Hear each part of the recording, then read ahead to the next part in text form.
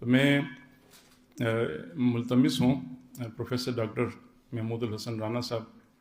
جو شعبہ Urdu national university of modern languages سے تشریف لائے ہیں، اختصار کے ساتھ موضوع کے حوالے سے ظاہر خیال فرمائیں. آپ پلیز استقبال کیجیے گا، کلیپ کیجیے گا ڈاکٹر محمود الحسن رانا صاحب.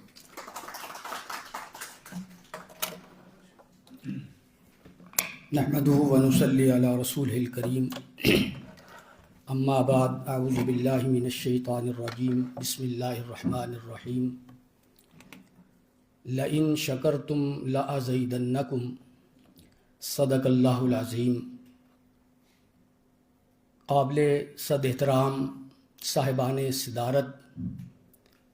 جناب پروفیسر جلیل علی صاحب، جناب خورشید ندیم صاحب، جناب شکیل روشن صاحب، جناب طاہر اسلام عسکری صاحب اور ڈاکٹر شیر علی صاحب،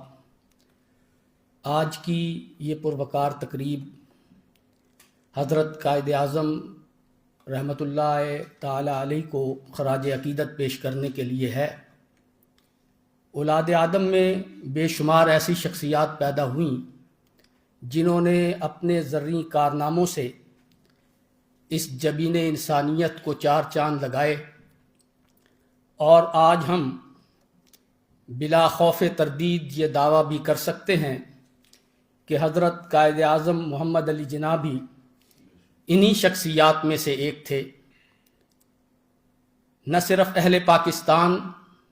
بلکہ تمام دنیا سیاسی، جغرافیائی، نظریاتی اختلافات کے باوجود حضرت قائد اعظم محمد علی جناح کو ایک عظیم رہنما تصور کرتے ہیں. عمر ہا در کعبہ و بت خانمی نالد حیات، تاز بزم عشق یک دانائے راز آیت بروں. حضرت قائد اعظم محمد علی جناح کی سیاسی بصیرت کے حوالے سے چونکہ موضوع ہے، ویسے حضرت قائد اعظم کی زندگی کے بے شمار پہلو ہیں جن پہ گفتگو کی جا سکتی ہے، لیکن دیا گیا موضوع حضرت قائد اعظم کی بصیرت ہے. حضرت قائد اعظم رحمہ اللہ کو اگر آپ دیکھیں، ان کی سیاسی بصیرت کو دیکھیں کہ ایک طرف برطانوی سامراج ہے اور ایک طرف ہندو استعمار ہے. ہندو استعمار اور برطانوی سامراج دونوں اکٹھے ہیں اور نہیں چاہتے کہ مسلمانوں کو آزادی دی جائے، لیکن آپ نے کمال حکمت عملی سے انگریز کی سازشوں کو بھی بے نقاب کیا اور ہندوؤں کی سازشوں کو بھی بے نقاب کیا. آپ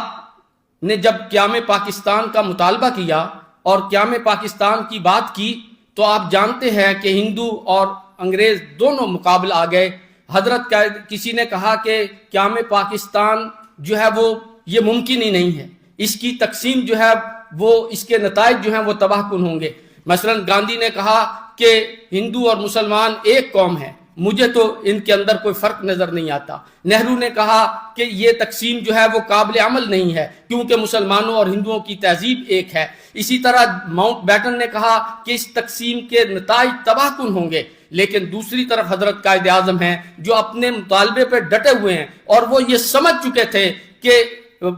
ہندو یہ چاہتے ہیں کہ جب یہاں سے انگریز چلا جائے تو یہاں پہ اپنی اکثریت کے بلبوتے پہ ہندو سامراجیت کا نظام جو ہے وہ قائم کیا جائے اور یہاں پہ ہندو نظام کو جو ہے وہ نافذ کیا جائے. لیکن حضرت قائد اعظم نے ان کو چاروں شانے جو ہے وہ چت کیا اور ان کو اور ان کی سازشوں کو بے نقاب کیا. اسی طرح اگر ہم دیکھیں کہ حضرت قائد اعظم محمد علی جناح وہ عظیم بصیرت رکھنے والے شخص ہیں کہ ان کے بارے میں اگر میں حضرت علامہ اقبال کی بات کروں تو حضرت علامہ اقبال کی گھر میں ایک محفل ہو رہی تھی اور بات ہو رہی تھی حضرت قائد اعظم رحمہ اللہ کے بارے میں کہ وہ کیسے رہنما ہیں. تو حضرت علامہ اقبال نے وہاں فرمایا، وہ جملے بہت عمدہ ہیں. آپ نے فرمایا کہ ہی از انکریکٹیبل اینڈ انپرچیزیبل. حضرت قائد اعظم کے بارے میں فرمایا کہ یہ وہ ایک رہنما ہے پورے ہندوستان میں اگر ہم نظر دوڑاتے ہیں مسلمانوں میں، جس کو نہ تو کرپشن اس کے قریب سے چھو کے گزری ہے اور نہ ہی اسے کوئی خریدا جا سکتا ہے. تو یہ وہ ان کی سیاست کا سب سے بڑا جو میں سمجھتا ہوں کریڈٹ ہے کہ حضرت علامہ اقبال جیسی شخصیت جو ہے وہ یہ سمجھ رہی ہے کہ ان سے بڑا بصیرت رکھنے والا، ان سے بڑا عزم و استقامت رکھنے والا مسلمانوں کے اندر رہنما نہیں ہے. اور یہی وجہ ہے کہ جب حضرت قائد اعظم رحمہ اللہ علیہ جو ہے وہ کچھ یہاں سے مایوس ہو کے انگلستان تشریف لے گئے تو اس وقت حضرت علامہ اقبال نے پورے ہندوستان پہ نظر دوڑائی اور اس نتیجے پہ پہنچے کہ سوائے قائد اعظم کے کوئی اس قوم کو نجات نہیں دلا سکتا. لہذا آپ نے خط لکھا اور کہا کہ آپ مسلمان قوم جو ہے ان کو یہ حق حاصل ہے کہ وہ آپ کی رہنمائی کی امید رکھیں، لہذا آپ واپس تشریف لائیں، کیونکہ مجھے لگتا ہے آپ کے سوا اس قوم کو آزادی دلا کوئی نہیں سکتا. تو یہ وہ خط تھا جس کا جواب حضرت کے قائد اعظم نے بڑی جواں مردی کے ساتھ، بڑی تندہی اور استقلال کے ساتھ دیا. وہ اس خط کے جواب میں واپس تشریف لائے اور مسلمانوں کی قیادت کی، اور پھر جس کا میں نے تذکرہ کیا کہ ہندوؤں اور انگریزوں کی سازشوں کو بے نقاب کرتے ہوئے ایک آزاد اور ایک جو ہے وہ مملکت اسلام جو ہے وہ حاصل کی، اور آج ہم آزاد فضاؤں کے اندر جو ہے وہ سانس لے رہے ہیں. تو ایک بات جو حضرت جو ڈاکٹر شیر علی صاحب نے کہی کہ وہ یہ ہے کہ کیا آج ہم اس عظیم تحفے کو جو حضرت قائد اعظم نے ہمیں عطا کیا اس کے اوپر ہم کس حد تک عمل کر رہے ہیں. تو یہ بات بھی میں حضرت قائد اعظم کے حوالے سے ایک آپ کے سامنے رکھتا ہوں کہ ایک دفعہ آپ کسی کانفرنس میں تشریف لے گئے، کسی جلسے میں تشریف لے گئے، تو تقریب کے بعد کچھ طالب علم اکٹھے ہو گئے اور طلبہ نے سوال کیا حضرت قائد اعظم سے کہ حضرت قائد اعظم سے سوال کیا کہ پاکستان کیسا ہوگا. اب یہ نہیں سوال کیا کہ پاکستان ہم حاصل کیسے کریں گے، یہ نہیں کیا، بلکہ ان طلبہ نے سوال کیا پاکستان کیسا ہوگا. اور آپ نے بھی یہ نہیں جواب دیا کہ پاکستان ایسا ہوگا، آپ نے ان سے ایک الگ سے سوال کر دیا، اور وہ سوال یہ کیا کہ آپ کے پاس کتنے لوگوں کے پاس سائیکل ہے. تو وہ جو بچے تھے طلبہ، ان میں سے اکثر نے ہاتھ کھڑا کیا کہ ہم سب کے پاس سائیکل ہیں. تو آپ نے فرمایا کہ اب آپ یہ بتائیں کہ کتنے لوگوں کے پاس سائیکل ایسے ہیں جنہوں نے گورنمنٹ کے قانون کے مطابق اس میں لائٹ لگوائی ہوئی ہے، روشنی لگوائی ہوئی ہے.